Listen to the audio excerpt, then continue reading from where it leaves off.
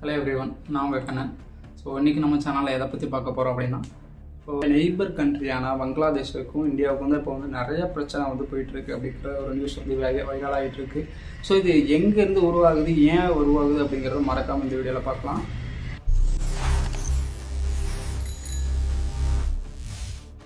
அங்கே உள்ள சில மாணவர் அமைப்புகளால் ஒரு சில போராட்டங்கள் வெடிக்க ஆரம்பிச்சிச்சு. ஸோ அதில் பார்த்தீங்க அப்படின்னா ஒரு ஆட்சியை மாறும் அளவுக்கு பார்த்தீங்க அப்படின்னா அதாவது இப்போ கரண்டில் இருக்கிற ஷேக் ஹசீனா அப்படிங்கிறவங்களோட ஆட்சி டோட்டலாகவே பார்த்தீங்க அப்படின்னா விலகிற நிலைமையில் ஆயிடுச்சு.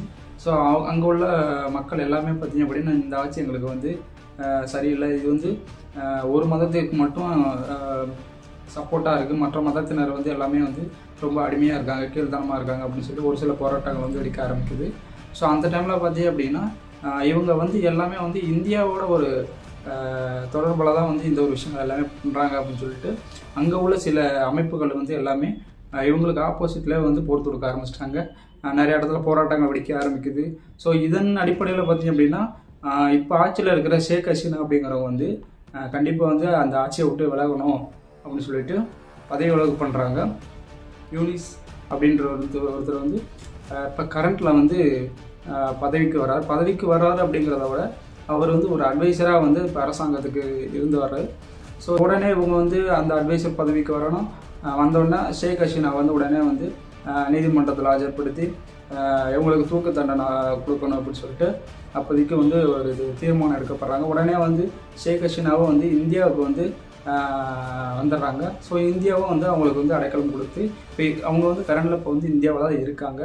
ஸோ உடனே பங்களாதேஷ் அரசு என்ன பண்ணுறாங்கன்னா நீங்கள் உடனே அனுப்பணும் அப்படின்னு சொல்லிட்டு நிறைய கோரிக்கையெல்லாம் வைக்கிறாங்க. எதுவுமே கண்டுக்கிறதா இல்லை. இந்தியா எதுவுமே அவங்க சொல்கிற ஒரு விஷயத்தை பொருட்படுத்தவே இல்லை. காரணம் காட்டி பார்த்தீங்க அப்படின்னா அங்கே உள்ள இந்து மதத்தினர் பார்த்தீங்க அப்படி வேறு ரீசெண்டாக பார்த்தீங்க அப்படின்னா ஒருத்தரை அடித்து மரத்தில் கட்டி வச்சு எரிச்சிட்டாங்க. ஸோ இந்த மாதிரி அடுத்தடுத்து பார்த்திங்கன்னா அங்கே உள்ள இந்து மதத்தினருக்கு பார்த்திங்கன்னா எந்த ஒரு ஆதரவுமே இல்லாமல் ரொம்பவுமே தாக்குதல் அதிகமாக ஆகிட்டே இருக்குது அப்படின்ற ஒரு நியூஸ் வைரலாக போயிட்டு இருக்குது. இதை அடுத்தும் பார்த்தீங்க அப்படின்னா பங்களாதேஷ் தூதரங்கத்துக்கு முன்னாடி இந்தியர்கள் எல்லாமே பார்த்திங்கன்னா போராட்டம் நடத்துகிறாங்க. இது எப்படி பண்ணலாம் அப்படின்னு சொல்லிட்டு நிறைய ஆர்கியூமெண்ட் நிறைய போயிட்டுருக்கு, கலவரங்கள் போயிட்டுருக்கு அப்படிங்கிறாங்க. ஸோ உடனே பார்த்தீங்க அப்படின்னா அங்கே தான் புதுசாக ஒரு ஆள் என்ட்ரி ஆகுறாரு. பார்த்தீங்க அப்படின்னா தாரிக் ரஹ்மான் அப்படின்னு சொல்லி ஒருத்தர். இவர் எங்கேருந்து வந்தவர் அப்படின்னு பார்த்தீங்கன்னா இவர் ஒரு 17 வருஷத்துக்கு முன்னாடி பார்த்தீங்கன்னா பங்களாதேஷ் அரசுலேருந்து, அதாவது பங்களாதேஷ் நாட்டிலேருந்து பார்த்தீங்கன்னா வேறு நாட்டுக்கு, அதாவது இலங்கை நாட்டுக்கு ஓடி தஞ்சம் அடைகிறாரு. இவர் அப்போ இருக்கிற ஆட்சி காலத்தில் பார்த்தீங்கன்னா நிறைய கேஸுகள் அவர் மேலே இருக்குது. ஸோ அப்படிப்பட்ட ஒருத்தர் பார்த்தீங்க அப்படின்னா இன்றைக்கி ரீஎன்ட்ரி கொடுக்குறாரு பங்களாதேஷுக்கு.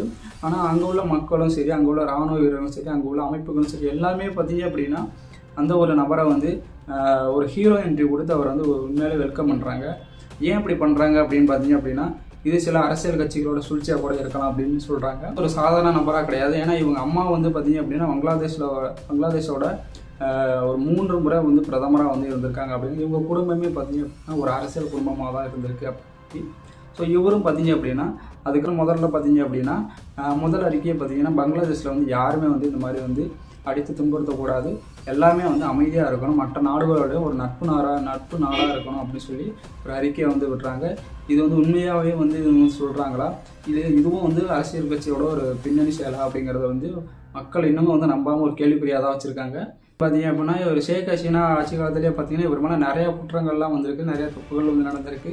ஸோ அது எல்லாமே பொருட்படுத்தாமல் இவர் மற்ற நாடுகளுக்கு இடம்பெயர்ந்த இப்போ மறுபடியும் உள்ளே சில கருத்துக்களை சொல்கிறாங்க அப்படின்னா மக்கள் யாருமே நம்பக்கூடிய வகையில் இல்லை அப்படின்னு சொல்கிறாங்க. நோக்கமே பார்த்தீங்க அப்படின்னா மக்கள் தேர்ந்தெடுக்கும் ஒரு ஆட்சி சரியாகவே இல்லை.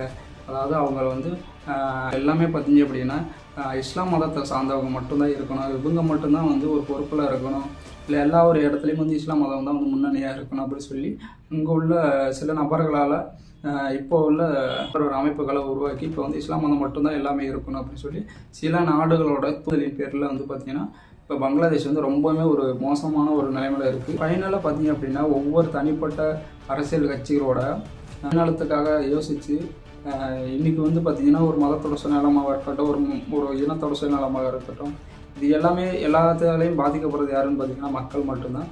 ஸோ நம்ம வந்து எந்த ஆட்சியை வந்தாலும் சரி மக்களுக்காக மட்டும்தான் நம்ம வந்து உண்மையாக இருக்கணும் அப்படிங்கிறது இது நிதர்சனமான ஒரு உண்மையாக இருக்குது. எல்லாரையும் வந்து மனிதனாக மதித்து வாழணும் அப்படிங்கிறது இதோட நம்மளுடைய உண்மையான நோக்கமாக இருக்குது. இப்போ நம்ம தமிழ்நாட்டில் பார்த்தீங்க அப்படின்னா ரீசெண்டாக வந்து சுராஜ் அப்படின்ற ஒரு வடமாநில இளைஞரை வந்து நிறைய கஞ்சா போதையில் வந்து அடித்து துன்புறுத்தி அவரை பல வெட்டு காயங்களோட வந்து ஹாஸ்பிட்டலில் அட்மிட் பண்ணாங்க அப்படின்னு நிறைய நியூஸ் வந்து பார்த்திங்க அப்படின்னா வருடத்துக்கு வருடம் வந்து இன்க்ரீஸ் ஆகிட்டே தான் இருக்குது.